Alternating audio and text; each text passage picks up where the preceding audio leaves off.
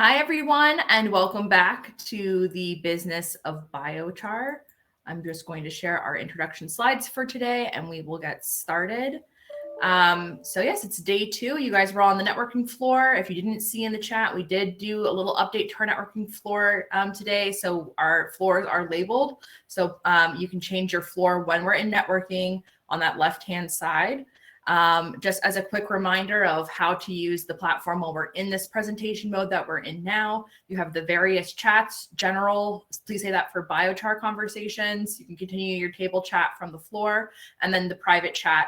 Again, please direct message me, Caroline Pete, if you have any technical difficulties, and I will work those out with you separately. Let's keep those conversations out of the general chat so we can just keep that on biochar.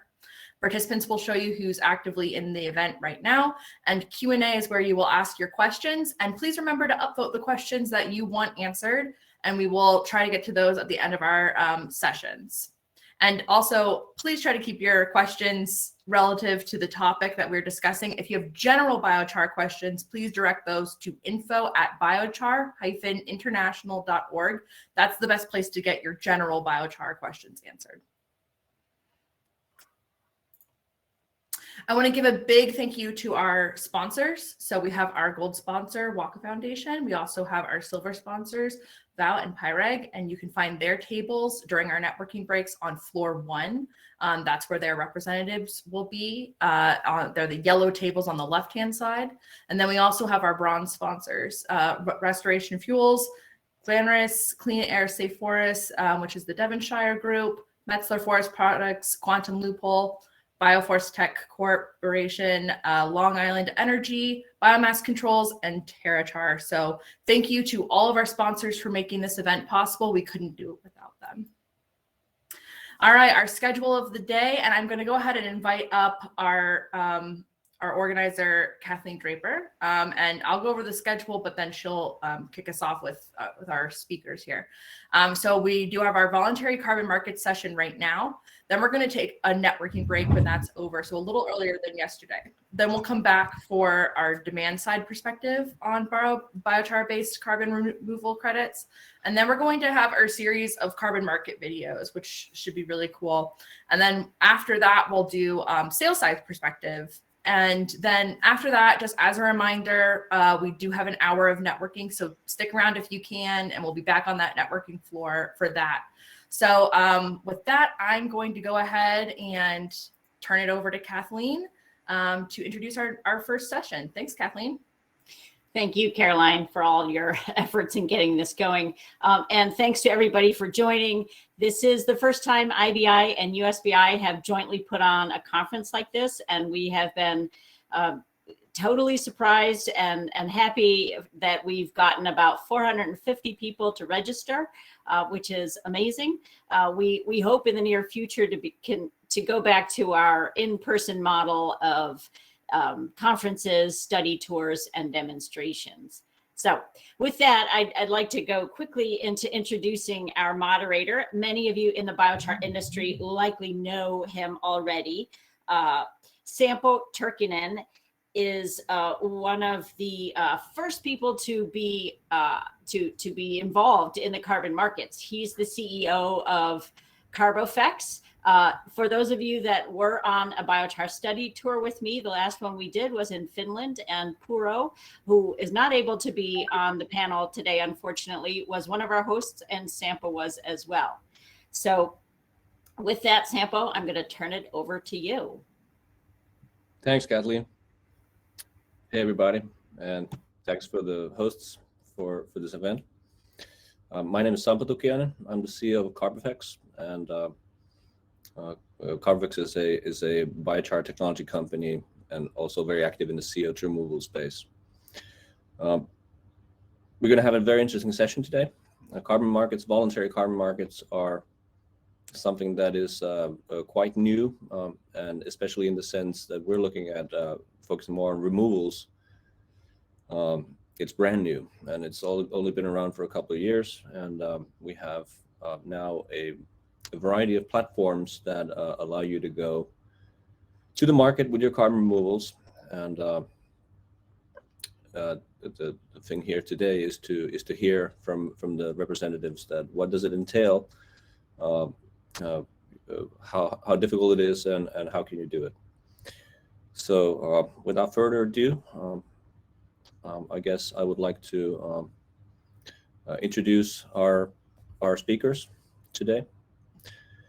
And we have Hans-Peter Schmidt. He will be joining, I hope, towards the end of the session. I have not I understand he's intending to join. Mariana Tikkanen unfortunately was not able to join.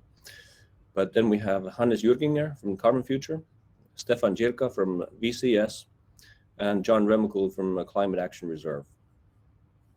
So welcome everybody, and let's dive right into it.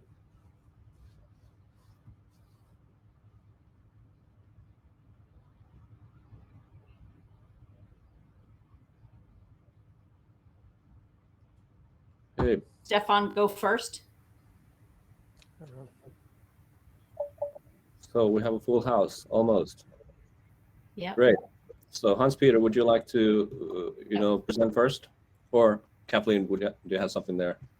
No, the order doesn't matter. So, right. Sorry. Hans-Peter, are you ready? Yes, sure. All right. It's all yours. Always pleasure seeing all the guys, and hi Sampo.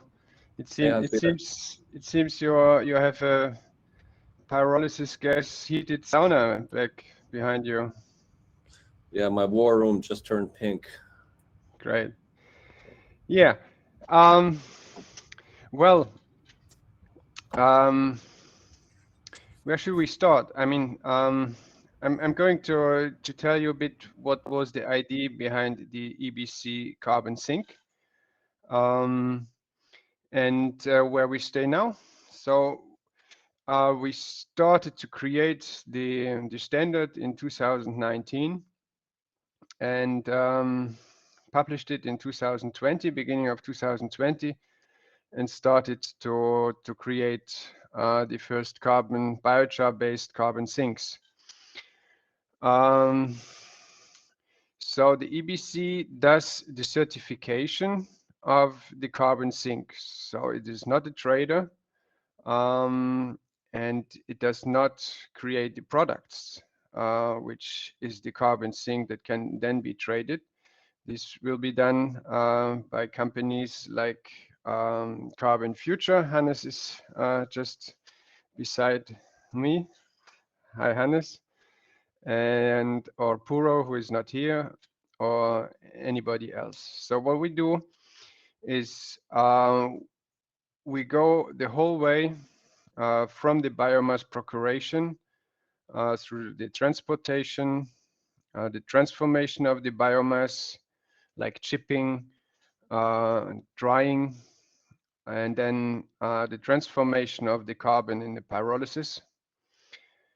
And we look to the emissions that occur throughout the whole way from the biomass production to the final biochar. And then there is the analysis of the biochar with its carbon content and with its H2C ratio and the complete EBC certificate. So what we do, I don't know how far you are familiar with the system, is it exists, the EBC certificate with different application classes, like for agriculture, for animal feed, or for materials, different type of materials. So the condition to go for the carbon sink certificate is that you are certified for at least one of the application classes. And that means also that your biochar production passed by an on-site control, and we have accredited sample taker that take the samples, and then there are accredited laboratories that analyze the biochar. make sure that it's environmental sound quality for the respective application class. And so based on this, we can start the C-Sync or the carbon sink certification process, calculate all the emissions that occur, including emissions from drying, or if the biomass is stored for longer than 1 month, then we assume that there are methane emissions that may occur.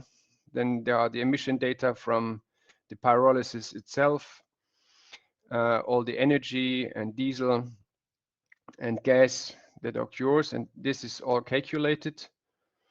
And then we have the carbon of the biochar, and from the carbon content, all the emissions are deduced, and that provides the carbon sink potential. So that's the potential of a carbon sink that's at the factory gate. And then the next step is that you have to track all that happens with the biochar until it is in a final sink, for example, in soil or in a material. And then the important thing, which many standards don't do yet, unfortunately, is that you have to account for the persistence of the biochar in the given matrix. If, for example, you put it to soil, then we counted the persistence over 100 years. And like in every year, 0.3% of the carbon will be lost on average if you apply it to soil. If you apply it to concrete, then you have a different persistence. But you always have to provide the persistence class over 100 years or over shorter time periods. But the persistence of the sink is the essential thing. It's the essential thing that defines a sink. No sink is forever, and if we account it and if we want to compensate, we have to account for the persistence, so for the time that the carbon will be in the sink. And we try to certify and help the different partners, the traders, and those who do the tracking to have all the information to register the sinks, including the persistence. And to not talk too long, maybe just some words. We have in the EBC massive increase of companies that came since 2020. And this is also due to the carbon sink. So we're getting close to 200 biochar producing companies in the EBC. And all of them will get the carbon sink certification with their EBC certification, and can then either sell the carbon sink potential to a carbon sink trader or use it for their own compensation. And so up to now, we have carbon sink certificates based on biochar of a little bit above 10,000 tons. So we're still in the beginning. It's only the second year, but we see a massive growth and demand from industry and from customers, and we're looking forward to help the industry to build a sound carbon sink market.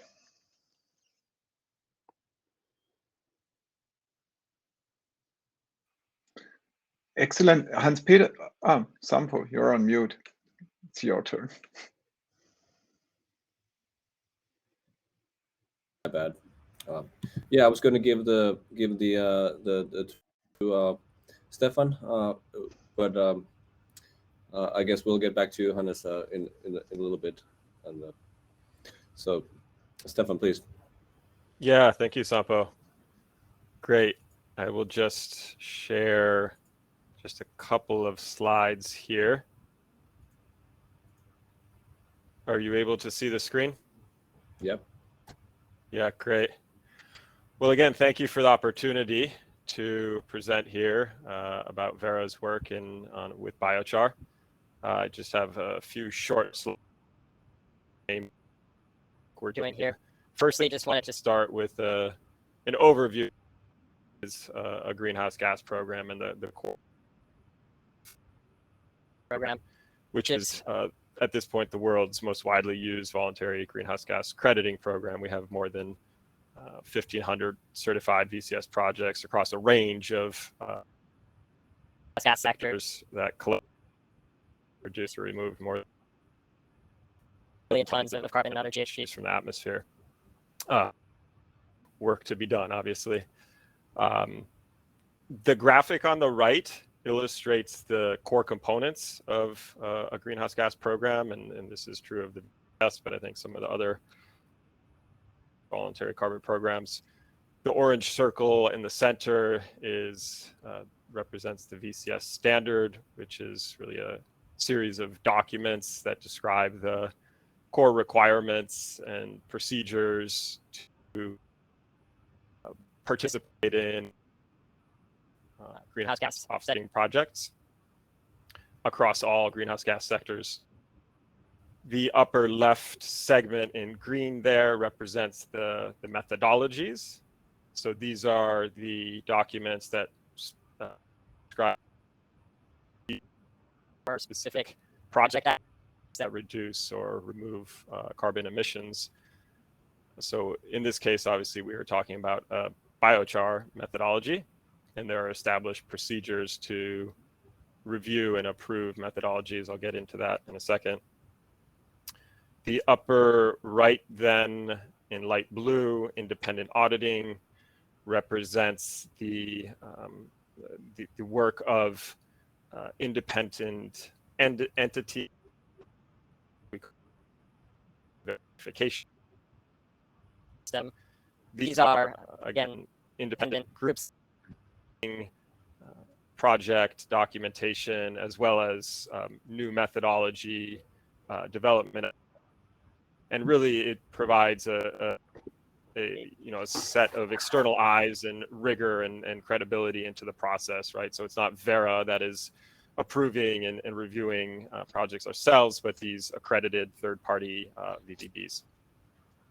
And at the bottom there, in darker blue, we see the system, an online, publicly accessible database that transparently lists all VDBs in the pipeline and validated and verified, and their project documentation, issuance of carbon credits, VCUs, and a lot of other information. So all of that represents kind of the core of the VCS program. Moving on to, I think, what's of interest to this group here, our methodology effort with the newly proposed methodology for biochar utilization in soil and non-soil applications, version 1.0. Here, a timeline for the key developments. We began this effort late last year by putting out a request for proposals for methodology developers. We reviewed a number of applications and selected a team, a consortium of experts that are developing the methodology now. They formally kicked off the process in February of this year. We had some initial iteration with the methodology development in a publication of the first draft for a 30-day public comment period per our established process in August and September of this year. We received really an unprecedented volume of comments, hundreds of comments submitted from dozens of entities. I think this is reflective of, one, the huge opportunity and interest in biochar itself, but secondly, just the rapidly increasing the voluntary carbon market in response to net zero and carbon neutral commitments that companies and jurisdictions are making. So those public comments were reviewed and addressed. by the methodology development team that resulted in a draft, a near final draft that is now with the selected validation verification body. And there is going methodology and the VDP, which will result in final, our hope is in January of next year. Okay, last slide here. Just want to share some of the key methodology elements. So firstly, the methodology is globally applicable, meaning it can be used anywhere in the world, really. Only waste biomass feedstocks are currently eligible. In other words, feedstocks that would have been otherwise left to decay or combusted and have no real commercial value. Additionality is one of these core carbon market concepts. Here, we propose a so-called standardized method based on activity of 5%.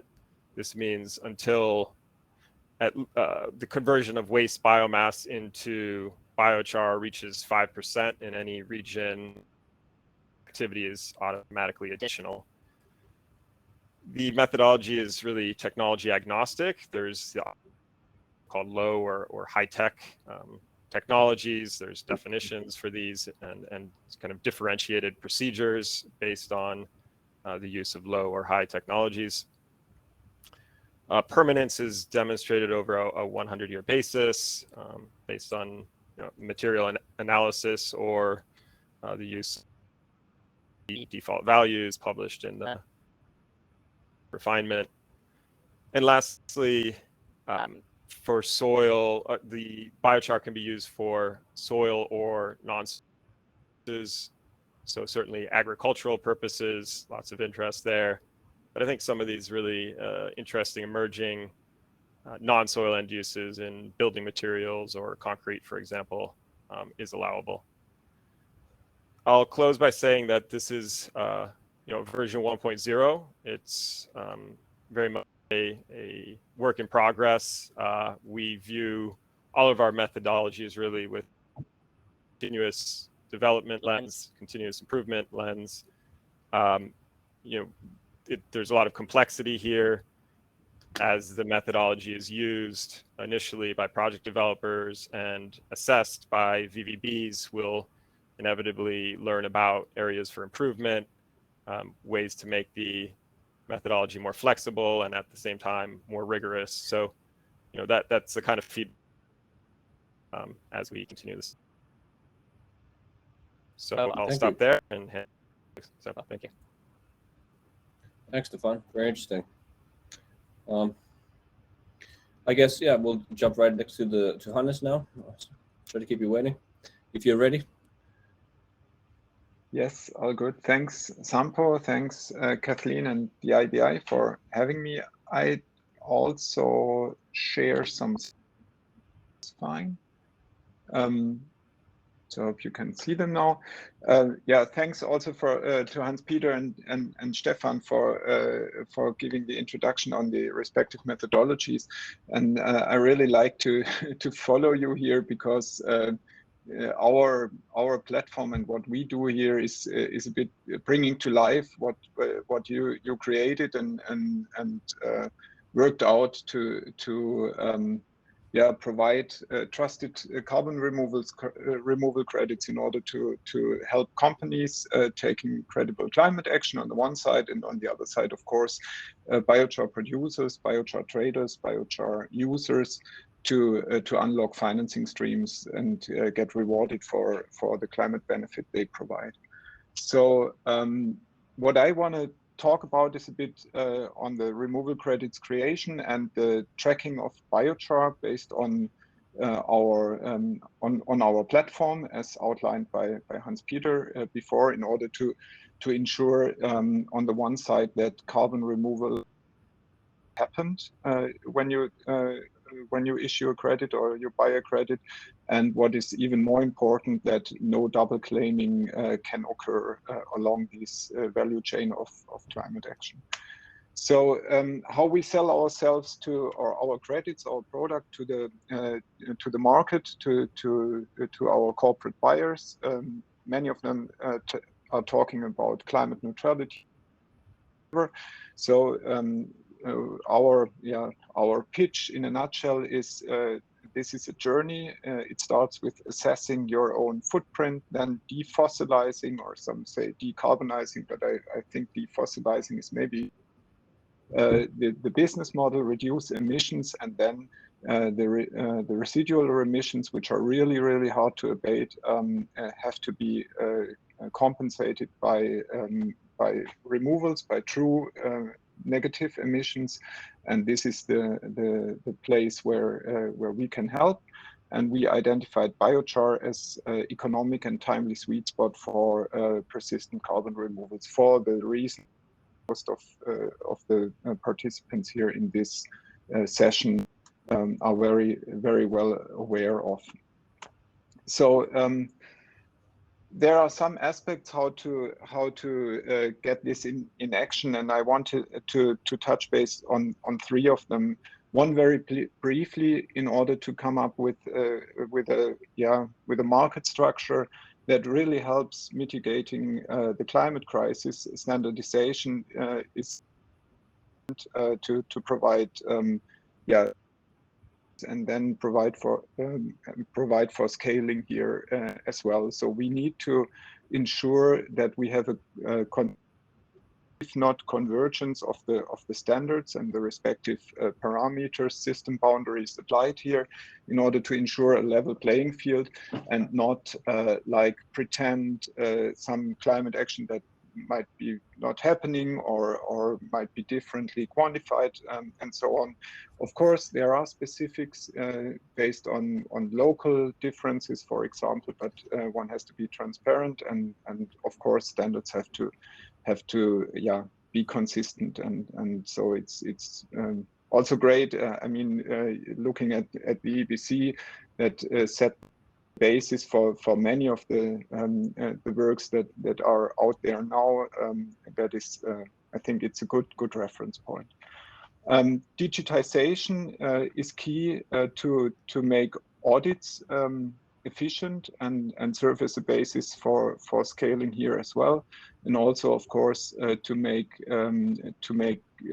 to provide like efficiency tools for biochar producers and users and the whole value chain, right? If you have everything on spreadsheets and PDF documents, that's not helping scaling up. And last but not least, very important, financing services, and I come to that in a minute. Are key to realize projects. So having a revenue stream is one thing, but if you want to really realize a bigger project, and that's what we need to realize effects on the climate, we need to enable project financing solutions, and the first step towards this is something we offer and also others offer, is purchase agreements, pre-purchases, structures around financing the carbon removal credit stream. So to summarize that, on the supply side, we offer asset credit revenues and financing solutions, and in separate to this, I mean, you can have it combined, but you can also have it separate. The supply chain of custody, tracking, and inventory management for your biochar. So it's not necessarily combined that to trade credits with us in order to use the digital tracking. And of course, on the demand side, we provide access to trusted carbon dioxide removal credits, and based on the platform and the digital tracking, a unique look through. Good. In order to look a bit deeper, if you look at the value chain serving, it starts with a producer of biochar who has to be certified by a third party, like Hans-Peter outlined before, and then we trace the biochar, and I always have these, I don't know if you see it, I have these seals where we can that we can put on the big bag and individually identify each delivery of biochar. we trace it to the end use, and this is based on a very simple to use platform, QR code tracking system. And this is then used as a basis for certifiers that can come in and issue like credits based on digital documentation. After that, all these credit management and registry services, I would call it. It's not a registry we have, but we provide the services that work out all the data that is needed to registry. That is the entire value chain we are looking at. Biochar tracking, as said, I mentioned it before. It starts at the factory gate. We follow through each packaging unit of biochar. It could be a lorry, it could be a truckload, it could be a sack, through all hands to end use, including merging and splitting deliveries of biochar. And on that basis, one can issue a credit. That is just a quick sneak on the platform, so that you see how detailed the information is. We have the biochar tracking with the end use documentation, and on that basis, we have the credit issued. And on the right side, you see this blue area that is the permanence curve that Hans-Peter alluded to before. So if you would have a short-lived application of biochar, for example, in material use, this curve might not be so long. So quickly on the market side, it is true, as my previous speaker said, we have a really strong demand on a still small level. This year we are around 6,000 tons. We were pretty straight with our price, so quite strict on 100 euro per ton, just to make sure that's not too much volatility in the market, but we see a clear upward trend in the prices. You might also be aware of that.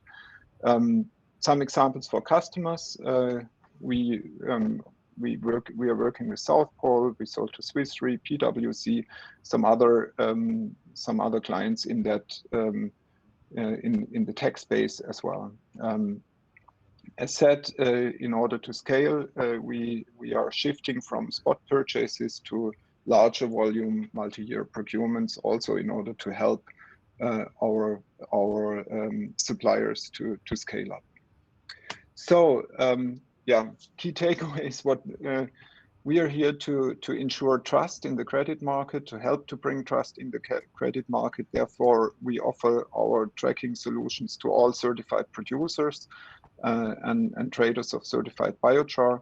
It's not a prerequisite to trade the credits with us. We're also offering that as a service, and we offer tailored removal financing solutions based on purchase agreements, pre-purchases. That's a bit the focus now. And of course, we also do this spot trading. So with that, I come to an end. Reach out to me if you're based in the US. We are also have a US representation with Andreas, who is based in California. Thank you, Hannes. I try to be a little bit time conscious there, but since we don't have Puro in the session, I think we are good with time. So without further ado, John, please, we'll hand it over to you. Great, thank you, Sampo. I'm going to share my screen too with just a couple of slides here. And thanks to IBI and USBI for putting together this panel today. I just want to start out by introducing the Climate Action Reserve. We are a nonprofit that's based in California. We've been around for 20 years, and we're dedicated to market solutions to solve the climate crisis. And one of the primary means of doing that is operating a carbon offset registry, similar to Stefan and his colleagues at Vera. And we also develop our own carbon offset protocols that projects use to quantify their climate benefits and have offset credits issued on our registry. Throughout our history, we've worked to ensure high quality offsets are available to the marketplace, and that includes in both the voluntary and the compliance market spaces. Our focus is really primarily on North America, and we are an accredited offset registry for California's cap and trade program, for which we were actually the original authors for 5 of the 6 protocols that were adapted by the California Air Resources Board for use in their program.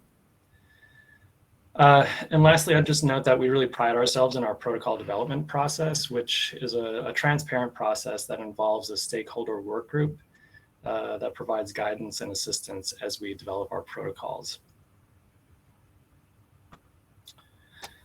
So we are currently in the early stages of the work group process for developing a protocol that recognizes the climate benefits of biochar under our voluntary program. That protocol will initially be available for projects located just in the United States and Canada, which we think will allow us to tailor various eligibility, data collection, and monitoring and reporting components more specifically to how biochar is produced and used in those 2 countries. We just recently had our first workgroup meeting, so we don't really have many details to share at this point around what the protocol will really look like, although I can say that because we are not the first ones in this space, we have good examples that we can draw from with the folks here on the stage with me. And so I think our protocol won't necessarily look too dissimilar to, at least in the broad strokes, from what's already out there. But one particular hope that we have for our protocol is that it will really foster greater biochar production, particularly as a means to address some of the high fuel loads that we're seeing in our western forests in North America that are leading to catastrophic wildfires. If you're interested, you can see recordings of the workgroup meetings that have taken place so far on our website, which is up at the top of the screen here. And you can also see some of the other process details around how we develop our protocols.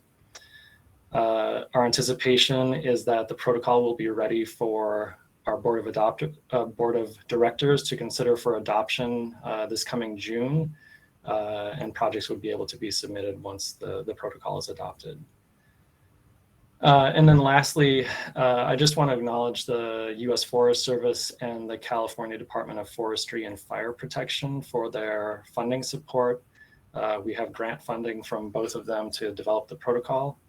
And in addition, that funding is also supporting the development of a market analysis support that will be a companion document to the protocol. And it's also supporting a handful of pilot projects that are really intended to test the viability of the protocol and to demonstrate how it can be used across a variety of feedstock production technology and end-use configurations. And I think I'll stop there for the introduction. So Sampo, I'll hand it back to you. Thank you, John. I'm just wondering if you had more slides than one, because I can only see one slide. But did you have more than one slide there? No, there were 2. I think they both showed. Okay, good, great. Right. So we have a ton of questions there. You know, it seems to be quite exciting. In the presentations, we already heard about a lot of things, but to summarize it, so somebody was asking, do you need to be third-party verified to be on these platforms? And I would say yes, for everybody, and that's a kind of a standard where we are today, that there's no kind of transparent, verifiable carbon removal without third-party verification. So how big do you see the market as? I mean, Hannes, you laid out some numbers, but would somebody like to throw in a number of the total volume this year or next year projections for carbon removal, biochar based? That's a tough one, probably. Yeah, I can just say we don't have numbers that that I could cite at the moment, but that is part of the market analysis that we're developing. So we will have something to share with that, I think, relatively soon, probably in the next couple of months. Right. I think it's not too far-fetched to say that at least let's say the European biochar market is around 50 to 20,000 tons a year. So out of that, if all that was used in qualified applications, then you would have probably 3 times that amount in corks. But we don't see that kind of volumes yet in the platform. So that looks like some of the producers are not on the platforms, or they don't use it in applications that would qualify for carbon removal. So where do you see the prices going? Are they going to be steady for the next few years, or do you see that there's a trend? Maybe I can comment on that quickly, but also very happy to hear from the others. Currently, as we have a supply squeeze, price is a bit arbitrary, and that also worries me a bit. So I think there is a big risk that high volatility comes into the prices, and my suggestion to the market players is to stay prudent here. I personally see an upward trend into the in the range between $100 and $200 somewhere. Not sure when which price point will be reached, but that is not. I mean, I wouldn't say it shouldn't be too steep. I would say that's my suggestion. Also to ensure planning security for biochar project developers, right? So, but if you go to the market and these little tonnages, and with these little tonnages, you can probably persuade someone to trade at any price, because many of the buyers are not constrained on the volumes, right? They rather, if they trade like 1,000 tons for 100 euros, or you say, okay, it costs 200 euros, but the budget is the same, so they trade 500 tons. It's anyway very expensive as compared to traditional offsets. So my ask is to stay calm on the pricing side. Ice in the hat. Anybody want to comment on that? The thing is that we rather know well how much carbon sink we will need in the next 30 to 80 years. Yep. And that is something about at least 800 billion tons of CO2 equivalent. And if venture capitalists and financiers hear about these numbers, they're eager to invest into this market. And so there is a lot of easy money in this market now, and to get into it. And that's the danger of it, because in fact the hardware is not there yet. And we cannot multiply pyrolysis units as we can multiply IT materials or non-materials. So this is the true danger, that there is no price that is linked to the hardware, but it's only linked to speculation, and that makes the volatility. Right. And it can break down. I mean, that's the other thing. It's for now, all those who buy carbon sinks is still mainly from marketing budget. It's not true compensation or true climate action. So it's getting started, getting warm, and it's a shaky, volatile market, and very interesting. I mean, I think for biochar producers, they are on the good side. That's right. Yeah. I'm going to move on to another type of question. Is there a kind of a minimum quality for biochar to be eligible for CO2 removal? Hans Peter, how would you comment on that? So the carbon content, in fact, it doesn't matter because we calculate the carbon and the persistence of the carbon, and if it's 5% or 20% or 80%, it doesn't matter. It goes into the calculation. What we try to insist is on the environmental quality of the biochar, so that no nasty products go into the environment. Right. So there's, as long as we're within kind of short kind of window of observation in a way, or let's say if we're looking at less than 100 years, then the permanence of the biochar itself, doesn't really come into play, if I understood correctly. No. Sorry. No, the 100-year persistence is we don't really know how persistent biochar is, or even for over the 100 years, and how it depends on the soil and the climate and the humidity and whatever. So we only have average numbers, and we are on the safe side. We guess from all the publications, if we use a depreciation of 0.3% per year. And Hannes, you can go into it, and I think, and I hope Vera also accounts for this decrease in carbon. Puro does not, which is a pity, and I hope they will change for this. But the carbon content of the biochar, and I thought that was the question, doesn't matter if the biochar has 5% carbon content or 20 or 25%.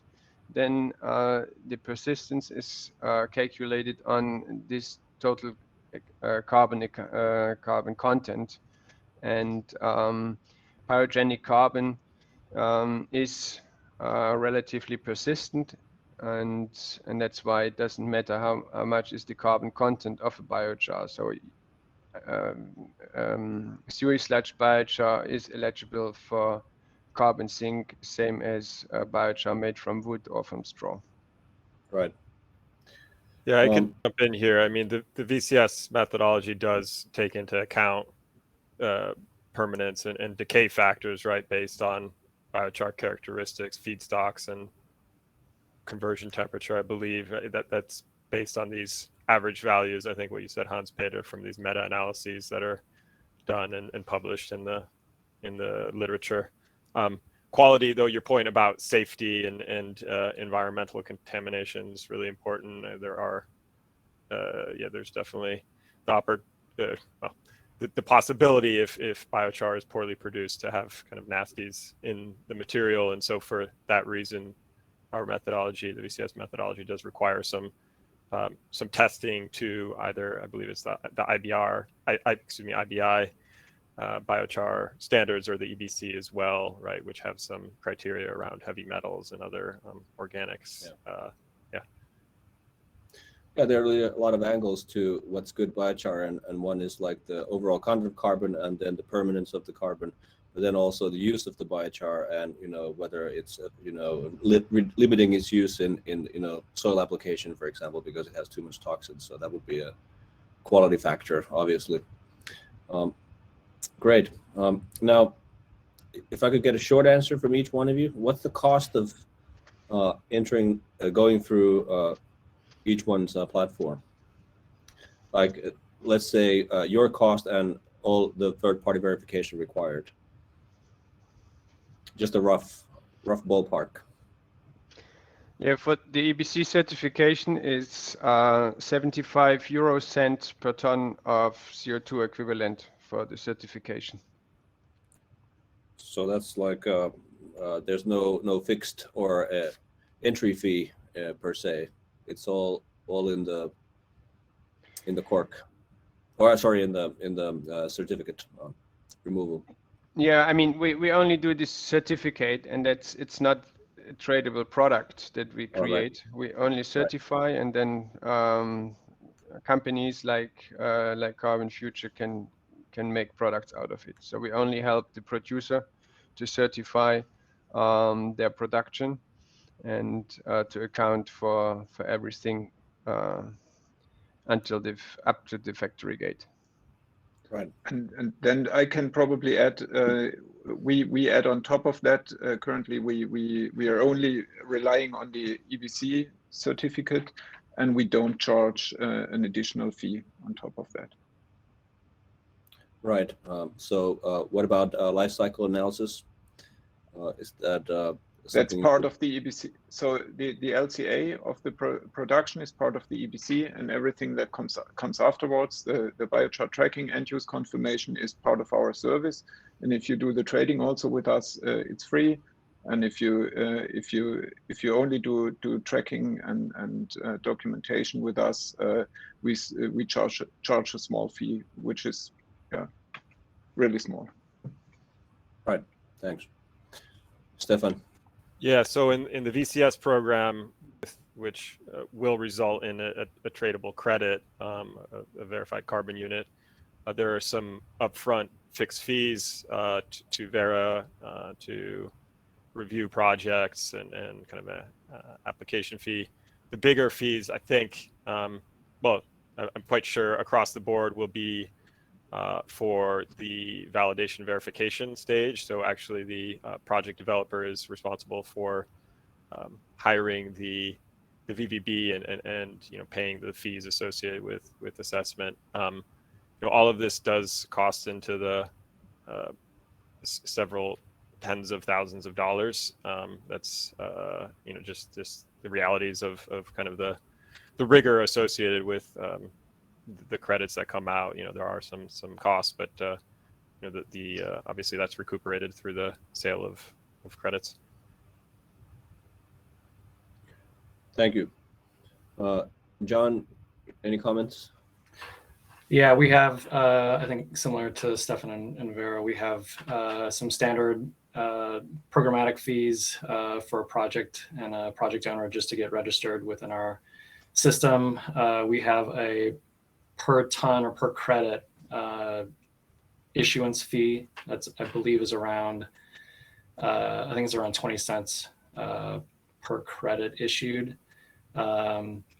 Verification costs remain to be seen, but I would imagine that we're kind of talking similar scale as to what Stefan was mentioning as well. Maybe we're hoping to keep them down as much as possible, maybe around $10,000 for verification costs, but it still remains to be seen. And that's one thing that we strive as we develop our protocols, is to really make things as efficient as possible and provide some of the quantification tools that are required as well, so the verification can be streamlined as much as possible. All right, thank you. Now, one question we have here is that is the whole chain of supply certified, or only the pyrolysis technology? That's an interesting question. But Hans-Peter, would you like to comment on that? Yeah, I guess the question is if we follow really from cradle to grave, from the feedstock from the beginning to the end of point where it's finally used or put in the resting place, final resting place. Yes, that's the idea, to account for the whole chain. That makes sense. We're discussing now to separate, or we already on the certificate we kind of separate emissions and sink, so that you can really see what is the emission part from feedstock production to the sink, and what is the sink part, because we think we should reduce emissions and should not really compensate with sinks, because sinks is not the same as emissions. So we rather try also to give this feedback to the companies, that they know what is the emission part and what is the sink part, and then to compensate outside of this calculation makes more sense than to put all on the future carbon sink already. So, but the entire LCA has to be included there. That's the whole philosophy. We go from feedstock to the sink, or from the atmosphere to the soil. Right. And of course, from there, we can derive that the technology also has, there are some requirements for the technology regarding methane leakage, for example, that, that it should not occur or should be minimized over production. Stefan, you want to continue Sure. on that? Yeah, no, similarly, I mean, it's not a complete LCA, but it very much does require data, emissions data from the sourcing to production to application stages, and any sources of emissions throughout, again, from feedstock procurement to conversion into biochar to end use application. There are equations and data needs to comprehensively do the carbon accounting. John, care to comment?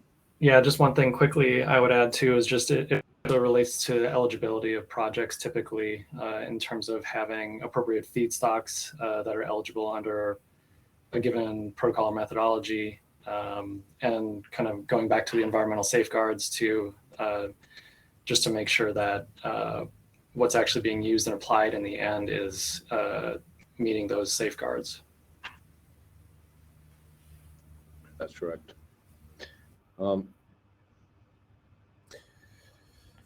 So this one is for Hans-Peter.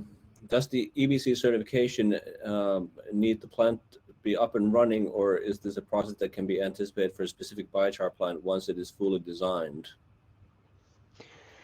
Yeah, I mean, the carbon sink cannot be certified before it's a sink. That's our philosophy. However, what we do is pyrolysis type certification, so that if a company produces pyrolysis plants and they have several of them, then we can certify them upfront. So that, let's say, the LCA of the production is already known, and then certification is quite straightforward. And we also try to help the companies to get all in place, so that from the first cubic meter of biochar produced, they can be certified and enter the carbon sink market, and also do already bankable contracts on the future production. But the true certificate is only possible when the sink is there and not before. Right. Thank you.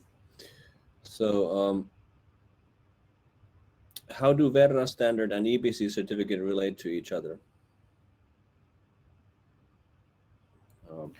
Who would like to comment on that? Well, I can start. I mean, we do point to the EBC throughout the methodology as a credible source, and in fact, as I was mentioning on the material safety side, an option for demonstrating material safety and biochar characteristics. I think there are many similarities, but they are different programs, if you will, or methodologies. Yeah. What do you think, Hans-Peter? Yeah. So, yeah. First, I'm really happy that Verra took up the challenge to do it, and we had also some discussions, but we thought it's better you develop it independently. So because concurrence makes things better usually. And I'm happy when you publish it. We are more European based, so we're also engaged now in tropical certification, but the EBC is a European standard, and we have different history. So Verra has all this huge experience in emission reduction and in project certification, and then brings all this experience into this new field. And we come more from the biochar side. So I think, and I hope this will be rather complementary. One more question before we close. How does one become certified as an inspector or verifier for this market? Like working for one of you as a third party auditor or verifier? Well, I could just answer quickly. Vera has a procedure for accreditation, for validation, verification bodies. That's viewable on our website. It's organized by sectoral scope, greenhouse gas sectoral scope. So that, yeah, more information on our website there. Thank you.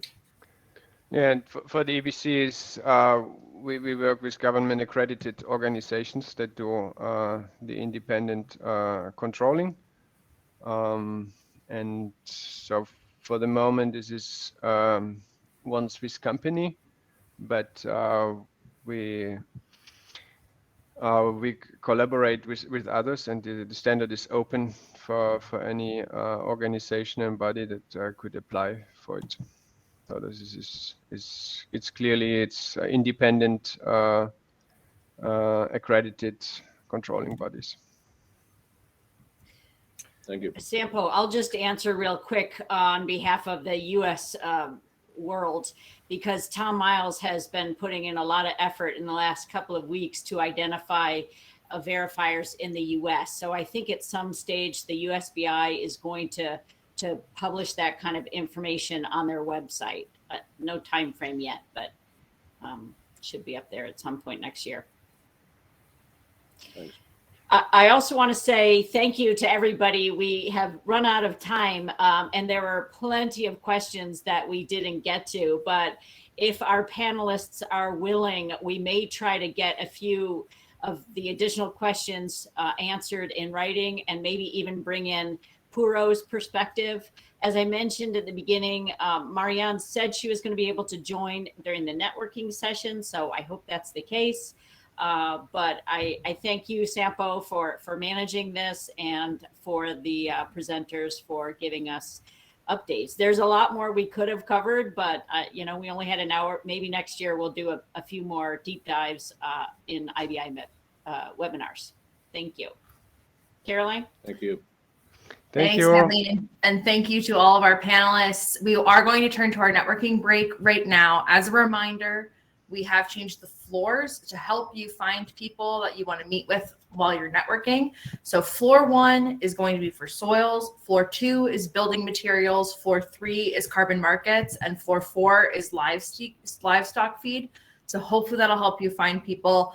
Remember that you can go to the floor that you want to using the menu on the left-hand side. It is white, and your floor will be indicated by a blue marker. We'll be back at 12:45 Eastern, and I will write in the chat what that is UTC once we're back on the networking floor. Thank you all.